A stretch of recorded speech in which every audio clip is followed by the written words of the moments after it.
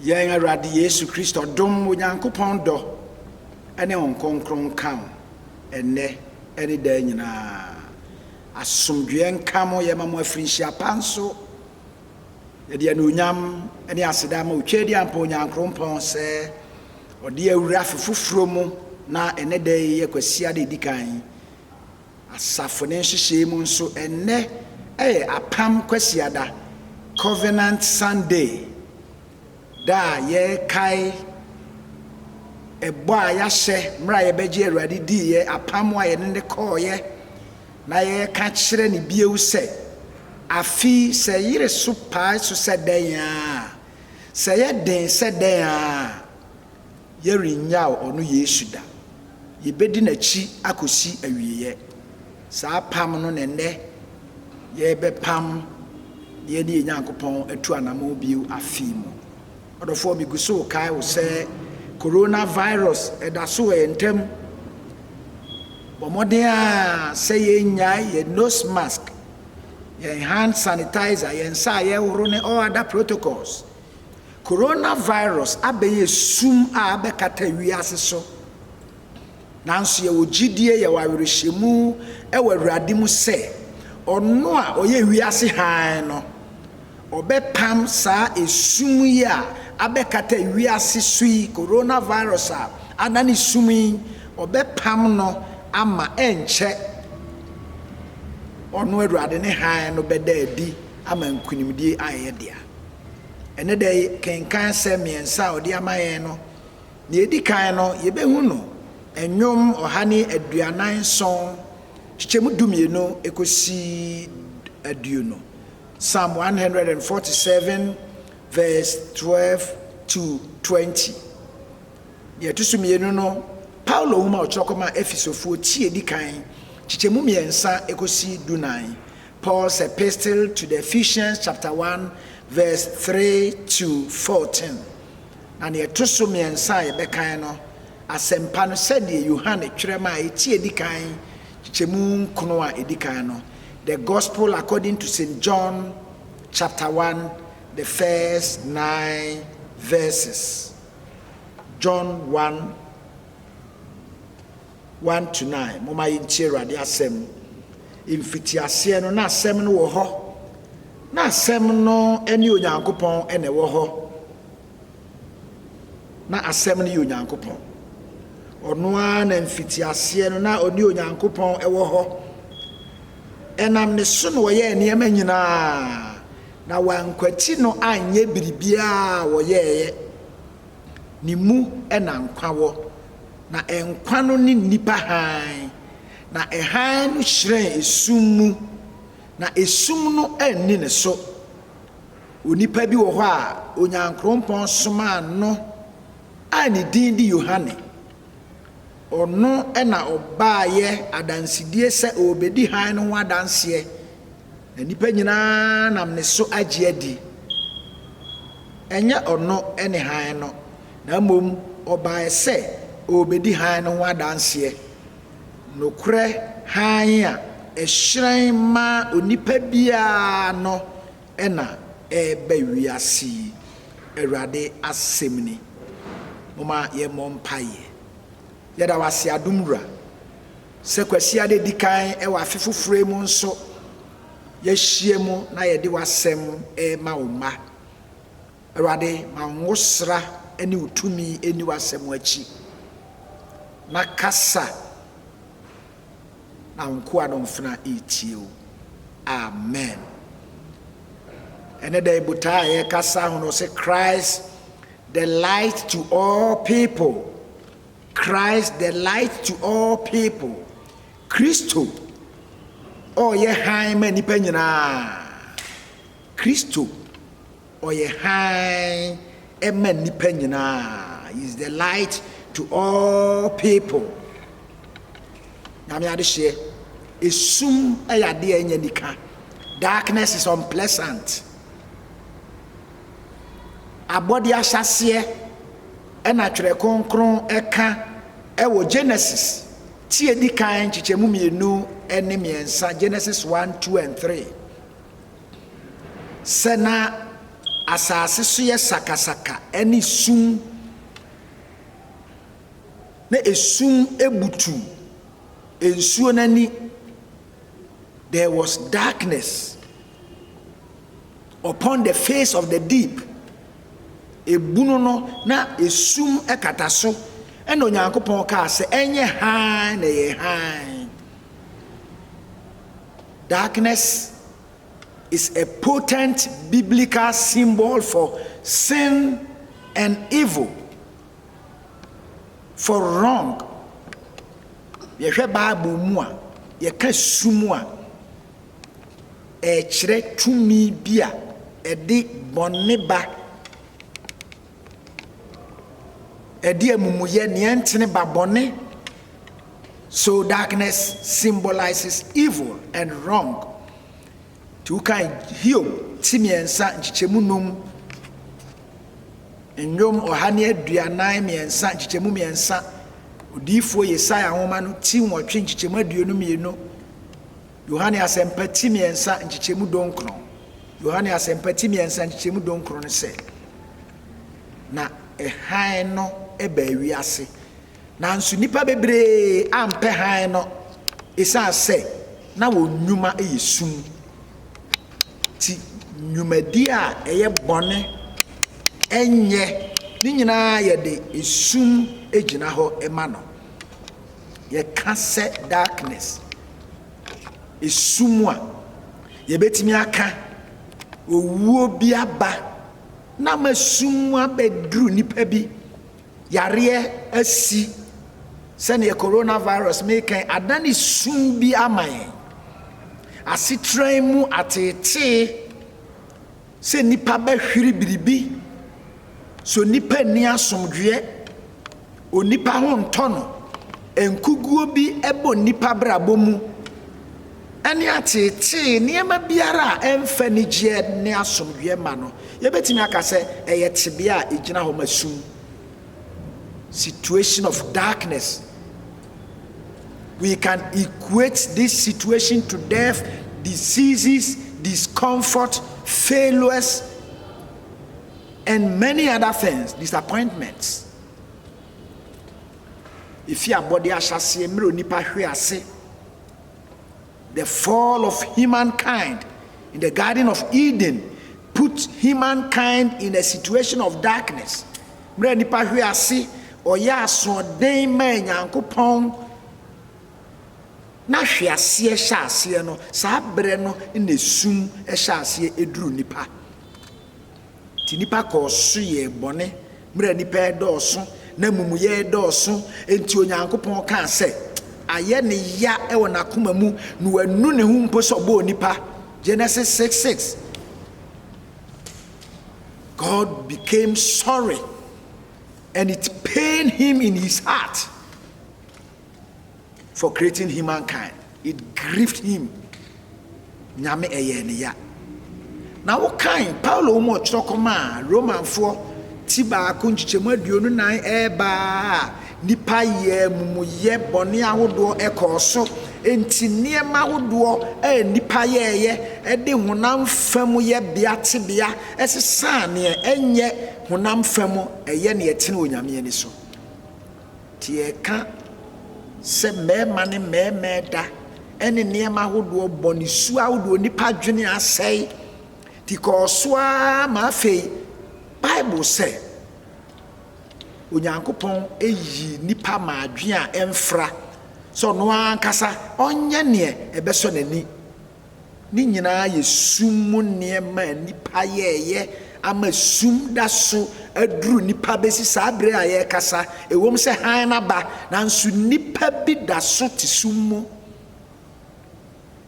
wonya hunu se han bi apie nipa da so edani nyame tamfo. Romans 5:10. Some people are still enemies of God. Because of this, they are still in darkness. Or that's what tisumu. Na Paul kachre Efesofo no. Ukain ne homa ti num chichemu wotwe a. Or see, you were once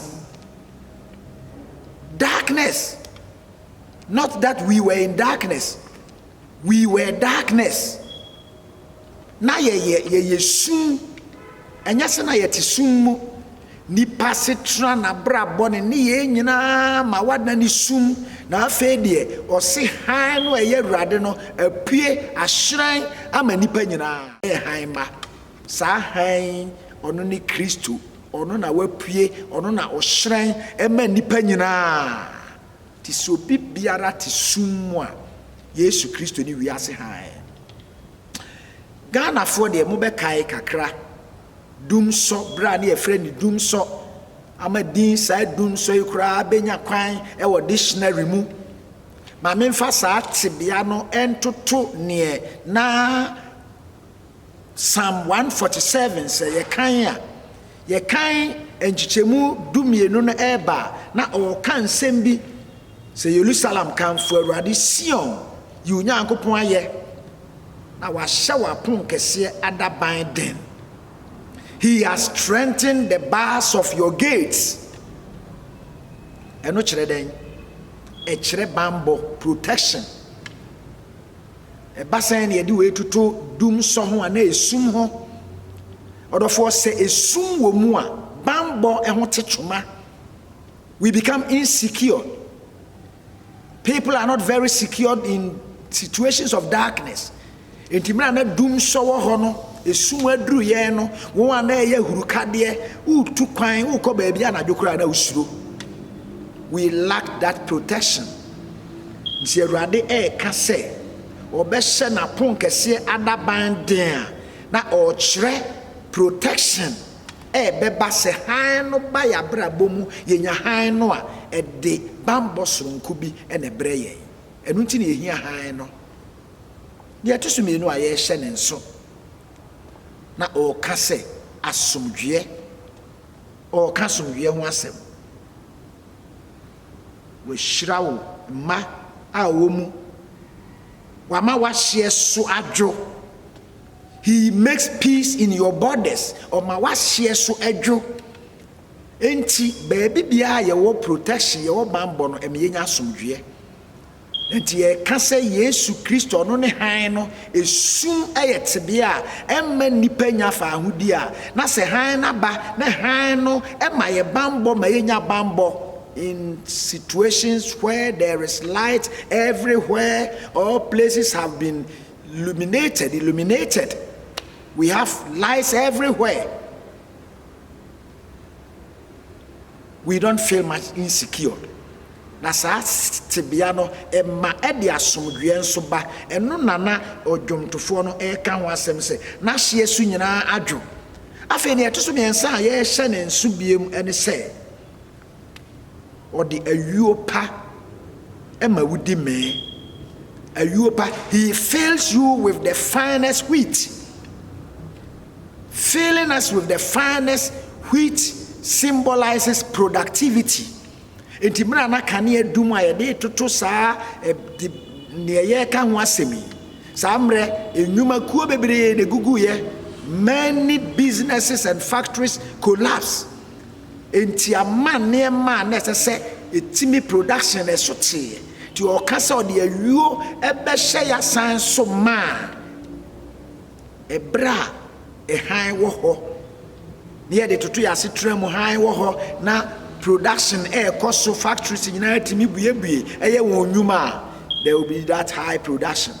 Productivity will be high. Enti mra ye nya han no ewo ya setrem no esese ya brabo timi so aba esese ya brabo it should be productive. Our life should be productive because there is no longer darkness, there is light. So naturally mra e kane anam yetimi bue factories ye adwuma no se han no ba ya brabo mu han ya oni Yesu Kristo oni Kristo no oba ya brabo mu a esese ya brabo timi so aba eno ene ne me pese ye hye ne nso sabre asempa said Yohane twremaye na oka se ni mu na nkwa wo na nkwa ne ni wiase han ne han no hyre esumu na esumu no antimi ani ne so esumu antimi ani han ne so enti Kristo ye wiase han no a waba ma nipa nyina no se oba ya brabo mu a esum biara wo ya brabo mu ma ya brabo entimi nye from ya brabo entimi nkoso ya brabo entimi nya nika warade anim no sa esum ni nyina isi se edwane isa se han no ba esum entimi enni han ne so Yesu Kristo oba ya brabo mu a ono ye han no betraye mu obetraye mu a se sum nyina dwane wo de pa matches kitwa ba akopɛ ana so torchlight kitwa bi mra sum aduru efikasie bi mu utimi se han bi apie ma Kristo kwan na afefofrei o metra wa bra bomu no ye wiase han no wa hyira ma nipa nyina no ompam esum nnwuma biara mfiri wa bra bomu na brabo no enhyase enye han enhye ono awurade din konkro na nonyam na me ade hye me ye mfato hu bi I'm drawing a scenario yemfa ne se aban bi aba eno se kuro yi ye ba beboaya obia fie ne ye connect ama the national grid obi bia benya kanea kwa ontuaka na fie wura bi wo no se me de me fie yi me maye nwaya ena kampese ye twekane amanya bi e wono aho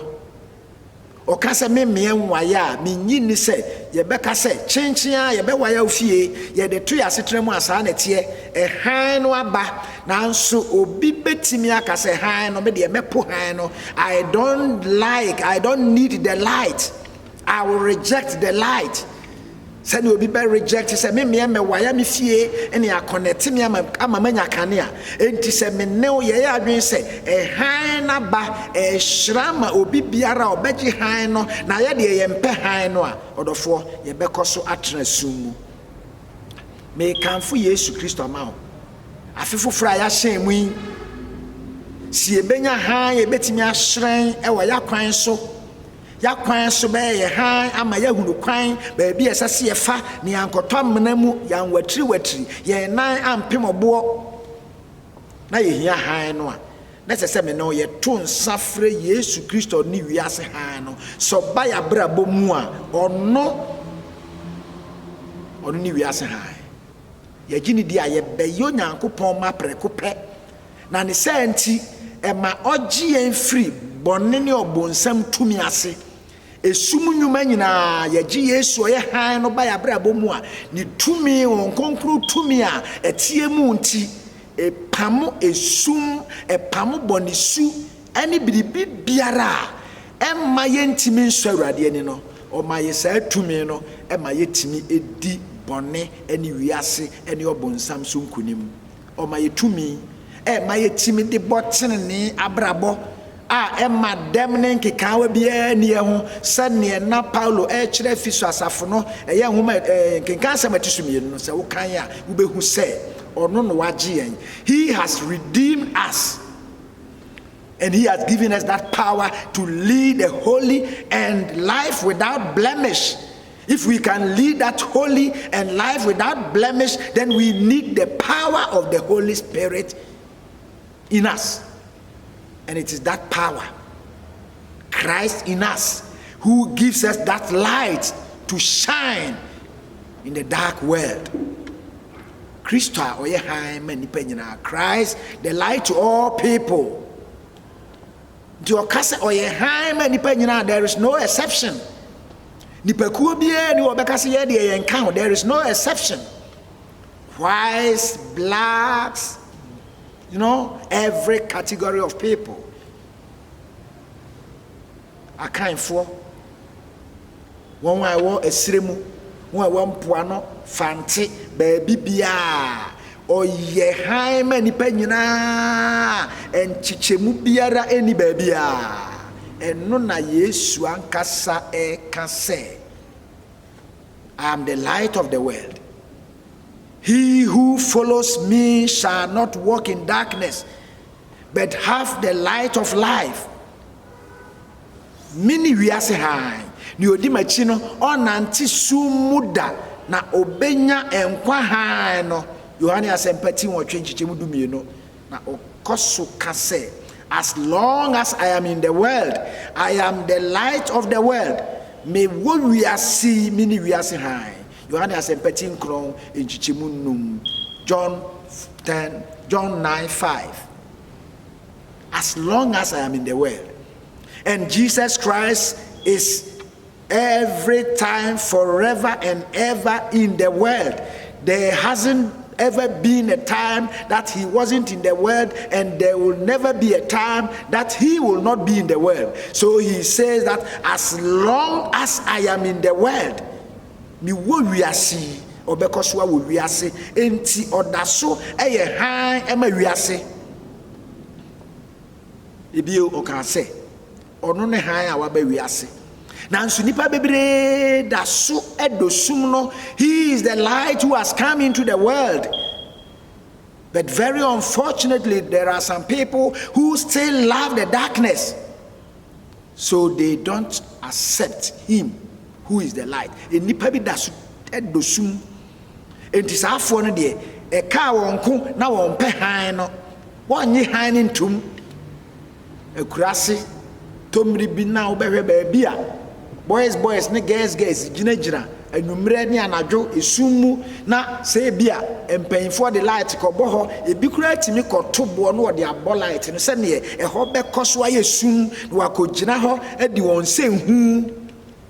enti besi sabre ebi da so ti sumu a won de won te se han bia ba esese wode won homa han no ono no baaye se ne be ya ibenya han no enam so ama yenya nkwa ne yenya ne mroso. We need the light in this new year. Afufure mu ye hia sa han no Jesus obi opeso yira kwan obi bia opeso beto amena mu obi bia opeso obepra enna ompese okọ ba bi no obenya kane akita anase yemfa kane ama no obi biara onam sum no oto amena mu opra afi semenew ye adwen se sum nyuma nyina ye betwe hu afiri mu na Yesu Kristo ye han emanipa nyina no ye nena nante a obehweren e wo yakwan so na ye behu kwan a ye mfa so na nkunimdie ebe ye dia afimu. Jesus is the light of the world. Yesu Kristo oni ni wiase han ono so no ya sem no o se na mfitiase na sem no wo ho na sem no ni Onyankopon na wo ho na sem no ni Onyankopon na woto asuko kosi dunana o se na sem ne beye ohonam ne betra yimu. That means Jesus is the word. He is the word. Ono ne han no ono ne asem no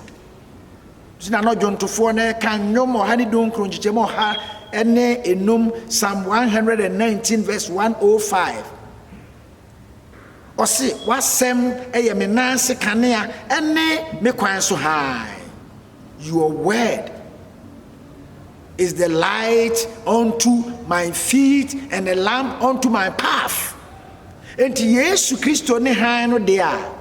afi 2021 si ebenya han a edi anim na kire ye kwan ne yanto sumu yankoto amena mu yanfom kwan ana yanyira kwan a na esese Yesu oye han no obaya brabo mu asem no enso ye ditu anamon isan say asem no ankasa ono ne Yesu. Odofo me kanfu Yesu ama wo esum gina ho mabone ejina ho mabonsam ene ne nyuma enti esese ye tan esum ni ye dwane free. We must hate sin. We must hate the things in the darkness, the dark things in darkness. We must hate them and run away from them. As I say, me new yehunu sum, yehunu niyama yesum, yehunu bone niyama ye dwane free ho na ye jihan no ye Yesu Kristo no. We must embrace the light. We must accept the light into our lives. Jesus Christ is the light of the world. Se wo tie mi na wo mfa wo ma Jesus a odofo etietia se wo pai mu ka se ene dai Awurade mate wasem fa me bone nyina ache me ye kan ye bone a oye nokwafo ne training ni se ode ye bone nyina be kyaye no beti ye ho afiri ne antini nyina mu afa ya to nsa friends omra ya brabo mu si ye bosa mpaye ya Yesu abaya brabo mu na ono ye han no nti na han no abaya brabo mu a ebe hyerɛn wo ya brabo mu ebe hyerɛn wo ya kwan so nyame han no enhyerɛn ma wo afefufure yi na wo mto sum mu da mini wiase han obi bia odi machi no onnante sum mu da na obenya nkwa han afi se waye krado se wo ni Yesu benante a ono no han no the choice is yours ni yeye no ewo me ho ewo ho si ebe koso yi esum no ani munwuma anase ebe yi han a ono no Yesu no na han na de kan na kire kwan a the choice is yours na so odofo me hye unkura me tuofu se fa han no na Moses o ka kire Israel for ka Deuteronomy tidunum chemu don kura kwa na o ka se nne ifro soro ne asase edimu adanse se me de papa ne bone enkwane owuo enhyira ne no me asiwanim na me hye o se fa papa na wo ne wasefo anyankwa saa na ne de nsu kwasia de dikan e wa fi mu me wo ha na me kanfo ama o se fa papa fa han no ne han no ne bepam esum minim ne adane sum e wa brabo mu eniema esusu sa ye kwankro e han no ba esese ni nyina dwane ne aya tete e wa brabo mu se han a oye Yesu ne ba ono no timi ade nyina ye ono no wotumi wade nyina so ono ne fi ahyase no wo ho oye nyame prekope oba ya brabo mu a odofo eniema nyina ebe yi enne da ye kwasia de dikan onyankopon hyira wo sa woteme ne na wo besi gira ye papa bi ama wo ho minim ne 31st night uko kan ye esum nwuma bi a wo ye wadwen safi de Awurade nya wadom na obed nante han mu e bi a efiri nene na nsan yi besi ne kwasi a wutie min e bi a wasansan wachi e kodi esum nwuma na chi Kristo ono ne han a ehyerɛn ema nipa nyina wa tre ne nsam ogusu atre ne nsam se ye ba obegye yen ode yemfom so obekye yen na nkwagye ebe ye dia enhyira enewo se wutie Awurade Nyankopɔn ne na waye krado se wobedi nasem so amen yada wase adumra wo de papa ne bone nkwane owuo nhyira ne no me asi anim na wo hye yen se yen fa papa ne ene asefo anyankwa wo di sum ne han asi anim na wo hye yen se yen fa han a ono ne Kristo no ono ye wiase han a ne odi na chi no onante sum da no ono na wo kanfo na man ye da wase se wo de ne be ya agede ma da sama nyina mpai bo no sese ne dai ni eda obi atu anamon aka ne bone a kyerɛwo se Awurade bedi na bra boso a Awurade siesie ne pɛ afa otumi ahode ne hye ne ma na sum asase adwane wɔ na bra bomu na bra bo nyina yɛ ha mani wa nyina hu no wadi ho adanse yɛkɔso gya o man hya wo nsa yɛ srɛ wasomdwe se ma ho han to man so nipa biara empesa asomdwe beba yiwu adi kyerɛ wo ama asomdwe mra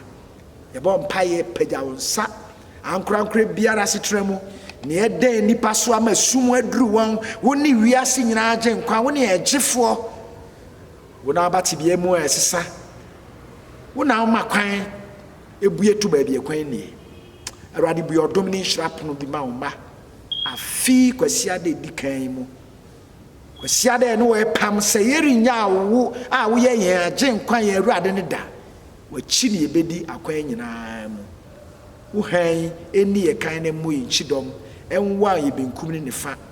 na afi aye nkunimdie ne anonyama man yeda wase si watie na ba ya ma bro se ne ebisa na isusuo si ebisa we nyina wo doba kro ne agye nkwapa Yesu Kristo di nti afi me de wo hye ewiase nyina han ne nsa Awurade Yesu Kristo ye wiase han na obi obedi na chi no on nanti sum da no ne han no e na ento so Awurade on hyira no nhwe wo so Awurade ntira ni mu nkyira no no mo otumfo Nyankopɔn no mana ni so nhwe wo onsiesie opɛ ɔma ne daa asomdwoeɛ amen.